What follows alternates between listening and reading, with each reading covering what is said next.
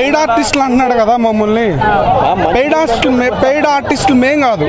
GN రావుకి 2 నెలల కిందట answer sheet ఇచ్చి ఇవాళ ఎగ్జామ్ పెట్టాడు, ఆన్సర్ చదివాడు. పెయిడ్ ఆర్టిస్ట్ ఎవరు? పే చేస్తుంది ఎవరు? బలవుతుంది ఎవరు? ఇన్సైడ్ ట్రేడింగ్ చేసిందేమో చంద్రబాబు నాయుడు వాళ్ళకి సంబంధించిన మనుషులు. ఆ ఇన్సైడ్ ట్రేడింగ్ చేసినప్పుడు బలైంది రైతులు. అవునా?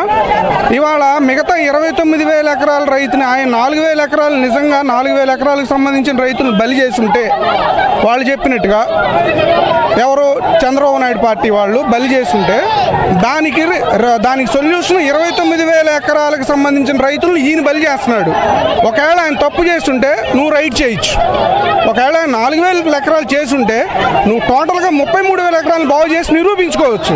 అది వదిలేసి ఆయనకి 5 టైమ్స్ లాస్ చేసి అభివృద్ధి వికేంద్రీకరణ అంటున్నారు. సచివాలయం వైజాగ్లోనే పెట్టాలని ఎందుకు అనిపించింది? సచివాలయం ఇక్కడ పెట్టకూడదని ఎందుకు అనిపించింది? అసెంబ్లీ సమావేశాలు, శీతాకాలం సమావేశాలు సచివాలయం ఇక్కడ పెట్టి వేసవకాలం అక్కడ జరపాలని ఎందుకు అనిపించలేదు? సచివాలయం ఒకటి ఉంటే డెవలప్మెంట్ అయిపోయినట్టేనా? అప్పుడు సచివాలయం లేని ప్రతి చోట డెవలప్మెంట్ కానట్టేనా? సచివాలయం ఏమన్నా క్రైటీరియానా? అసెంబ్లీ ఏమన్నా క్రైటీరియానా? ఇన్ని క్రైటీరియాలు నీకు ఉన్నప్పుడు ఆ రోజున 30,000 ఏకర్స్ అడగటం, నువ్వు మినిమం అంటే తక్కువలో తక్కువ 30,000 కావాలన్నావు. అంటే ఎక్కువ ఎన్ని కావాలి అసలు? దాని మీనింగ్ ఏంటి? తక్కువలో తక్కువ 30 అంటే ఎక్కువ 50, 60. ఇప్పుడు ఆ 50, 60 కాస్త పెద్దిరెడ్డి గారికి 300 ఎలా అయిపోయింది?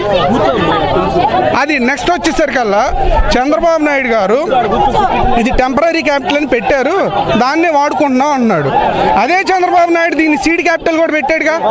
అదే చంద్రబాబు నాయుడు దీన్ని పూలింగ్ తీసుకున్నాడుగా. చంద్రబాబు నాయుడు పర్మనెంట్ టెంపరీ అన్నాడు కాబట్టి తలంచుకొని మీరు శిరస వహిస్తున్నారు. వేరాజ్ ఆయనే వచ్చి ఇక్కడ పర్మనెంట్ అన్నాడు, సీడ్ క్యాపిటల్ అన్నాడు, డెవలప్మెంట్ అన్నాడు, కట్టాడు, మీకు వరల్డ్ క్లాస్ సిటీ అన్నాడు. దానికి ఎందుకని కట్టుబడి ఉండవు? నీకు ఇష్టమైంది కట్టుబడతావు, ఇష్టం లేనిది కట్టుబడవు. ఏదడిగినా ప్రశ్నకి ప్రశ్నే సమాధానం అవుతుంది తప్పితే మీడియా నుంచి కానీ ఏ రాజకీయ నాయకుడి నుంచి కానీ మాకు సొల్యూషన్ అనేది చూపించట్లా. రైతులకు చేసే న్యాయం ఏంటి? కొడాలి నాని అంటాడు, ఏం జరిగింది అంటున్నాడు. పొట్టలో పొడిచిన తర్వాత గొంతు కోయలేదుగా అంటాడు. అంత మీద కొడాలి నాని. నీ పొలం పోయిందనుకో, నీకు తెలుసుద్ది బాధ. నీ పొలం పోలేదు కదా. ఎవడైనా సరే ప్రపంచంలో వాళ్ళు ఎగ్జిస్టింగ్ ప్రొఫెషన్ ఏదైతే ఉందో దాన్ని అంత తేలిగ్గా వదిలేసుకుంటారా?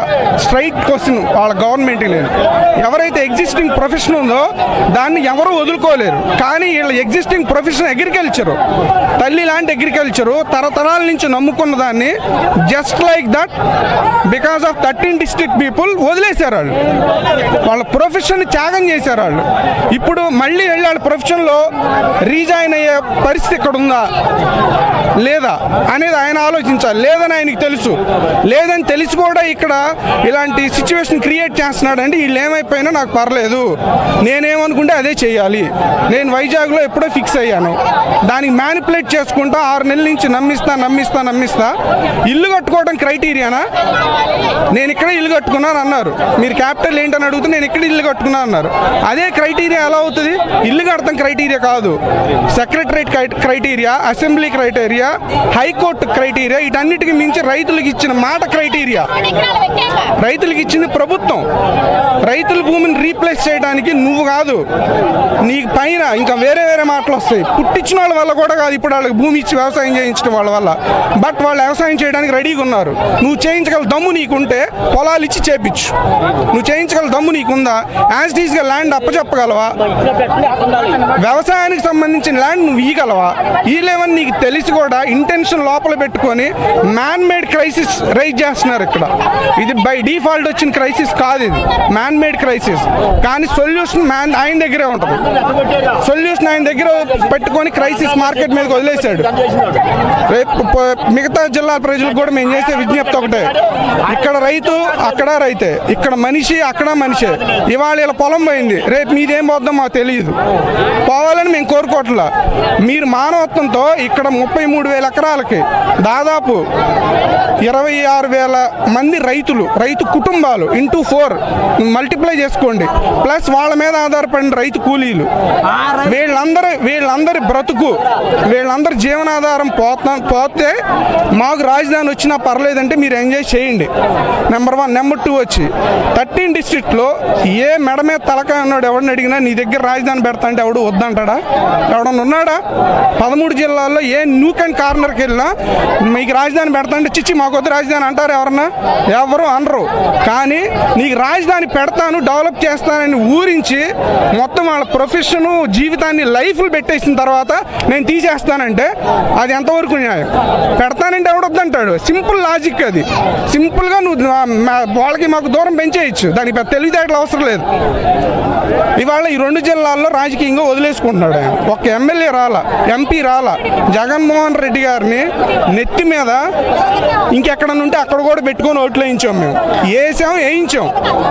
మమ్మల్ని ఎవరిని అడిగారు కొంతమంది, జగన్మోహన్ రెడ్డికి ఫస్ట్ నుంచి డౌట్ ఉంది ఆయన మీద, ఈయన వస్తే మిమ్మల్ని నలిపేస్తాడని.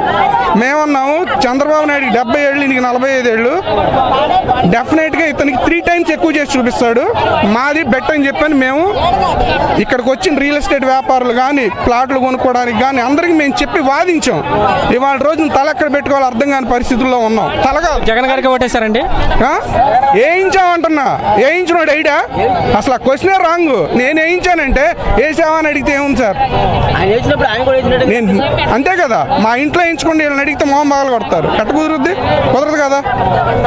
సో ఏంటంటే ఆయన కార్యకర్తలు లేదు, ఇంకో కార్యకర్త లేదు, ఎవడైనా సరే ఆయన తీసుకున్న నిర్ణయానికి బలి అవ్వాల్సిందే. ఇదేంటంటే ఒక డిక్టేట్ చేస్తున్నాడు ఆయన. డిక్టేట్ చేయొచ్చు నిజంగా. ఇక్కడ ఫాల్ట్ ఏళ్ల వల్ల జరిగితే డిక్టేట్ చేయమనండి. ఇక్కడ జరిగిన తప్పులో, ఇక్కడ జరిగిన ఏదైతే ఇన్సైడ్ ట్రేడింగ్ ఉందో ఒక రైతు పేరు చెప్పమనండి. ఈ రైతు తప్పు ఉంది ఇన్సైడ్ ట్రేడింగ్లో, ఈ రైతు వల్ల ఇన్సైడ్ ట్రేడింగ్ జరిగిందని చెప్పండి. కామన్ సెన్స్ ఉన్నాడు ఎవరికైనా ఇన్సైడ్ ట్రేడింగ్ జరిగితే ఫస్ట్ నష్టపోయే వ్యక్తి రైతు. అవునా? ఇవాళ రోజున పొలం మొత్తం పోతే నష్టపోయేది రైతే. వాళ్ళు రైతుని నష్టపెట్టి, నువ్వు రైతుని నష్టపెట్టి వీళ్ళని ఆదుకునేది ఎవడు? కొన్ని ఆదుకునే పేరు ఏదన్నా ఉందా? ఏది లేదు. ఎవరన్నా వస్తే వాళ్ళకి ఏదో కలిపేస్తాడు. ఇప్పుడు మేమేమన్నా మాట్లాడామనుకోండి, ఈడేదో పార్టీ వాడు అంటాడు, ఇంకేమన్నా మాట్లాడితే నీకు పొలాలు ఉన్నాయి అంటాడు. నీకు పొలాలు ఉన్నాయి అంటారు ఎవరైనా మాట్లాడితే. అంటే నీకు లేవా? నీకు లేవు కాబట్టి నువ్వు ఎగ్నెస్టా? అది క్రైటీరియా కాదు కదా. ఇక్కడ కుటుంబాలు, మొన్న దిశ చట్టాన్ని తీసుకొచ్చాడు ఆయన. ఒక్క అమ్మాయికి జరిగింది, ఒక సిస్టర్కి, అందరికి పిల్లలు ఉన్నారు, జరిగింది. విత్ ఇమ్మీడియట్ ఎఫెక్ట్ నువ్వు చట్టాన్ని తీసుకొచ్చి అమలు చేసావు. ఇండియాకి నేను పెద్ద రోల్ మోడల్ అయ్యాను అంటున్నావు. ఇవాళ రోజున ఇక్కడ 1,00,000 మంది, 26,000, 30,000 కుటుంబాల్లో ఎంతమంది ఆడపిల్లలు ఉంటారు? వాళ్ళ భవిష్యత్తు ఏంటి? పెళ్ళిళ్ళు ఏంటి? వాళ్ళ పిల్లలేంటి? చదువులేంటి? వాళ్ళ పని ఏంటి? వాళ్ళ భవిష్యత్తును మీరు ఏ విధంగా డిజైన్ చేసి వాళ్ళకి అప్పచెప్పగలుగుతారు? ఏ విధమైన గ్యారంటీ ఇవ్వగలుగుతారు? ఆ గ్యారంటీ మీద నిలబడే లోపు నువ్వు అధికారంలో ఉంటావో లేదో గ్యారంటీ లేదు. వీళ్ళ పరిస్థితి ఏంటి? ఒకసారి ఎన్ని ఆలోచించుకొని మమ్మల్ని నెగిటివ్గా చూసేసి ఆల్రెడీ మాకు చేయాల్సిన నష్టం జరిగిపోయింది. ఒక చంపటం తప్పితే మొత్తం చేసాడు ఆయన, ఇంకా చేయడానికి ఏం లేదు. కానీ నెగిటివ్గా చూడొద్దు. దీంట్లో న్యాయం ఉంది కాబట్టి అక్కడెక్కడోనే సచివాలయం, ఇక్కడ ఉన్న సచివాలయం తీసి అక్కడ పెట్టాలని ఎందుకు అనిపించిందో మాకు అర్థం కావట్లా. ఇదే అసెంబ్లీ తీసి అక్కడ పెట్టచ్చు కదా, పెట్టుకోవచ్చు కదా. సమ్మర్ అక్కడ చేసి శీతాకాలం ప్లస్ సెక్రటరేట్ ఇక్కడ, హైకోర్టు బెంచ్ ఇక్కడ పెట్టచ్చు కదా. వికేంద్రీకరణగా. ఇక్కడ అసెంబ్లీ పెడతాం వికేంద్రీకరణ అయితే, అదే అసెంబ్లీ వైజాగ్లో పెడతాం కూడా వికేంద్రీకరణే, అదే సచివాలయం ఇక్కడ పెడతాం కూడా వికేంద్రీకరణే. అదైనప్పుడు ఇది కూడా అవుతుంది.